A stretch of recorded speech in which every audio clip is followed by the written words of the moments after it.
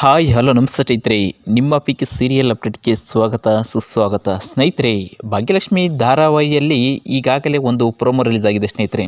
ಆ ಪ್ರೋಮೋದಲ್ಲಿ ಹೇಳಿರುವಂತೆ ಭಾಗ್ಯ ಮತ್ತು ತಾಂಡವ್ ಇಬ್ಬರ ನಡುವಿನ ಜಗಳ ಮತ್ತಷ್ಟು ಹೆಚ್ಚಾಗಲು ಈ ಕಾರಣ ಸಾಕ್ಷಿಯಾಗಿದೆ ಅಂತಲೇ ಹೇಳ್ಬೋದು.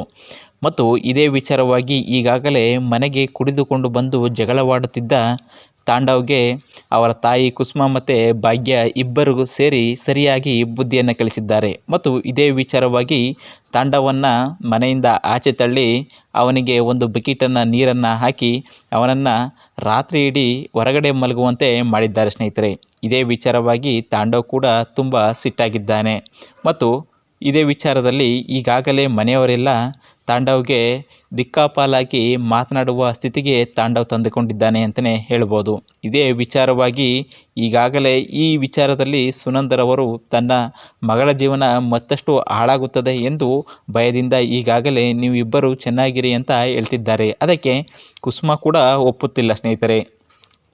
ತಾಂಡವ್ ಅವರ ಮಾತುಗಳನ್ನು ಈಗಾಗಲೇ ಮನೆಯಲ್ಲಿ ಯಾರೂ ಕೇಳಿಸಿಕೊಳ್ಳಲು ಸಿದ್ಧರಿಲ್ಲ ಮತ್ತು ಅವರಿಗೆ ಯಾವುದೇ ರೀತಿಯ ಮರ್ಯಾದೆಗಳನ್ನು ಕೊಡುತ್ತಿಲ್ಲ. ಇದೇ ಸಂದರ್ಭದಲ್ಲಿ ಈಗಾಗಲೇ ತನ್ವಿ ಮಾಡಿಕೊಂಡಿರುವ ಗಲಾಟೆಯ ವಿಚಾರವಾಗಿ ಕಾಲೇಜಿನಿಂದ ಹೊರಹಾಕಿದ್ದಾರೆ ಅಲ್ಲಿನ ಪ್ರಿನ್ಸಿಪಾಲರು. ಅದೇ ವಿಚಾರವಾಗಿ ಈಗಾಗಲೇ ಮನೆಯಲ್ಲಿ ಎಲ್ಲರೂ ಕೂಡ ಚರ್ಚೆ ಆಗಿದೆ ಅಂತಲೇ ಹೇಳ್ಬೋದು. ಇದೇ ಸಂದರ್ಭದಲ್ಲಿ ಈಗಾಗಲೇ ಬಂದಿರುವಂಥ ತಾಂಡವನ್ನು ಹೇಗಾದರೂ ಮಾಡಿ ಭಾಗ್ಯನ ಜೊತೆ ಕರೆದುಕೊಂಡು ಹೋಗಬೇಕೆಂದು ಈಗಾಗಲೇ ಭಾಗ್ಯ ನಿರ್ಧರಿಸಿದ್ದಾಳೆ. ಮತ್ತು ಇದೇ ವಿಚಾರವನ್ನು ಈಗಾಗಲೇ ತಾಂಡವ್ಗೆ ಹೇಳುತ್ತಿದ್ದಾಳೆ.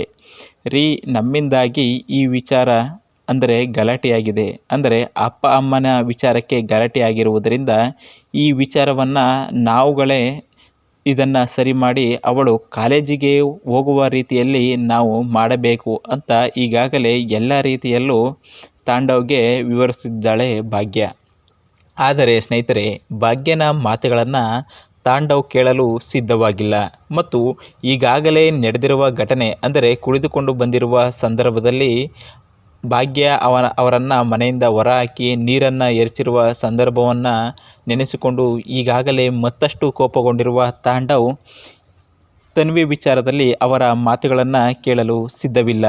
ಆದರೆ ಇದನ್ನು ಬಿಡುವವರು ಯಾರು? ನಮ್ಮಿಂದಾಗಿ ಈ ಸಮಸ್ಯೆ ಆಗಿದೆ, ಅದನ್ನು ನಾವೇ ಬಗೆಹರಿಸಬೇಕು ಅಂತ ಹೇಳುತ್ತಿದ್ದಾಳೆ ಭಾಗ್ಯ. ಮತ್ತು ಭಾಗ್ಯ, ನಿಂತರ ಏನು ನಾನು ಫ್ರೀ ಇದ್ದಾನ? ನಾನು ದೊಡ್ಡ ಕಂಪ್ನಿಯಲ್ಲಿ ನಾನು ಈಗಾಗಲೇ ಕೆಲಸ ಮಾಡ್ತಿದ್ದಾನೆ, ಅದರಿಂದ ನನಗೆ ತುಂಬ ಕೆಲಸಗಳಿವೆ, ನಿಂದೇನಿದ್ರು ನಿಂದ ಮ್ಯಾಟ್ರ್ ಏನಿದ್ರು ಮುಗಿಸ್ಕೊಂಡು ಹೋಗು ಅಂತ ಹೇಳ್ತಿದ್ದಾನೆ. ಆದರೆ ಇದನ್ನು ಕಿವಿ ಕೊಡದ ಭಾಗ್ಯ, ಅಲ್ಲ ರೀ, ಇದು ನಮ್ಮ ಮಕ್ಕಳ ವಿಚಾರವಾಗಿ ನಮ್ಮ ವಿಚಾರ ಅಲ್ಲ, ಈಗ ನಾವಿಬ್ಬರು ಸೇರಿ ಇದನ್ನು ಸರಿ ಮಾಡಬೇಕು, ನೀವು ಅಲ್ಲಿಯ ತನಕ ನೀವೆಲ್ಲೂ ಹೋಗಿಲ್ಲ ಅಂದ್ಬಿಟ್ಟು ಕೈಯನ್ನು ಹಿಡಿದುಕೊಂಡು ಈಗಾಗಲೇ ಪ್ರಿನ್ಸಿಪಲ್ ಹತ್ರ ಕೂರಿಸಿದ್ದಾಳೆ ಭಾಗ್ಯ. ಆದರೆ ಪ್ರಿನ್ಸಿಪಾಲ್ ಹತ್ರ ಹೋಗಿರುವಂಥ ತಾಂಡವ್ಗೆ ಈಗಾಗಲೇ ಕರೆ ಮೇಲೆ ಕರೆಯನ್ನು ಮಾಡುತ್ತಿರುವ ಶ್ರೇಷ್ಠ ಈ ವಿಚಾರದಲ್ಲಿ ಇನ್ನೂ ತಾಂಡವ್ ಬಂದಿಲ್ವಲ್ಲ ಅಂತ ಕರೆ ಮೇಲೆ ಕರೆ ಮಾಡ್ತಿದ್ದಾಳೆ. ಮತ್ತು ಇದೇ ಸಂದರ್ಭದಲ್ಲಿ ಪ್ರಿನ್ಸಿಪಲ್ ಅವರ ಅಪ್ಪನನ್ನು ಗಮನಿಸುತ್ತಿದ್ದಾನೆ. ಏನ್ರಿ ನೀವು ಒಂದು ಕಂಪ್ನಿಗೆ ಬಂದು ಈ ಒಂದು ಸ್ಕೂಲ್ ಬಂದು ಒಬ್ಬ ದೊಡ್ಡ ವ್ಯಕ್ತಿ ಜೊತೆಲಿ ಮಾತಾಡಬೇಕಾದ್ರೆ ನಿಮ್ಮ ಮೊಬೈಲ್ನ ಸೈಲೆಂಟ್ ಇಡಬೇಕು ಅಂತ ಸಣ್ಣ ಕಾಮನ್ ಸೆನ್ಸು ನಿಮಗೆ ಇಲ್ವಾ ಅಂತ ಈಗಾಗಲೇ ಪ್ರಿನ್ಸಿಪಾಲು ತಾಂಡವ್ಗೆ ಹೇಳ್ತಿದ್ದಾರೆ. ಪ್ರಿನ್ಸಿಪಲ್ ಮೇಲೆ ಸಿಟ್ಟಾಗಿರುವಂಥ ತಾಂಡವ್ ಹೇಳ್ತಿದ್ದಾನೆ, ಸರ್ ಏನು ಈ ಥರ ಎಲ್ಲ ಮಾತಾಡ್ತಿದ್ದೀರಾ?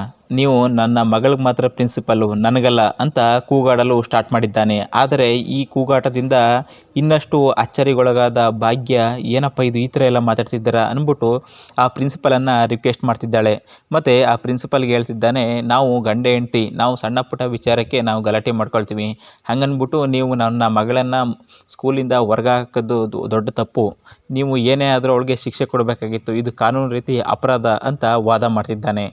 ಆದರೆ ಒಂದು ಕಡೆ ಈಗಾಗಲೇ ರಿಕ್ವೆಸ್ಟ್ ಮಾಡ್ತಿರುವ ಭಾಗ್ಯ, ಮತ್ತೊಂದು ಕಡೆ ವಾದ ಮಾಡುತ್ತಿರುವ ತಾಂಡವ್, ಇದರಿಂದಾಗಿ ಮುಂದಿನ ಯಾವೆಲ್ಲ ರೀತಿಯ ಪರಿಣಾಮ ಬೀರುತ್ತಾ ಅಂತ ನಾವು ನೋಡಬೇಕಾಗಿದೆ ಸ್ನೇಹಿತರೆ. ಮತ್ತು ಅಲ್ಲೂ ಕೂಡ ಭಾಗ್ಯ ಮತ್ತಷ್ಟು ಕೆರಳುತ್ತಾಳ ಅಥವಾ ಈ ವಿಚಾರದಲ್ಲಿ ತನ್ವಿಯನ್ನು ಮತ್ತೆ ಕಾಲೇಜು ಸೇರಿಸ್ತಾಳೆ ಎಂಬುದನ್ನು ನಾವು ಕಾದು ನೋಡೋಣ ಸ್ನೇಹಿತರೆ. ಅಲ್ಲಿಯ ತನಕ ನಮ್ಮ ವಿಡಿಯೋ ನೋಡಿದ್ದಕ್ಕೆ ಧನ್ಯವಾದಗಳು.